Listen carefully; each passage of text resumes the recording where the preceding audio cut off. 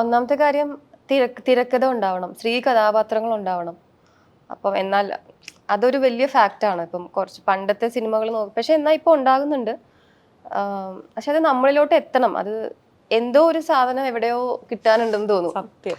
അത് ഇപ്പം ഈ ആൾക്കാർ പറയുന്ന പോലെ ഒരു ബ്രേക്ക്.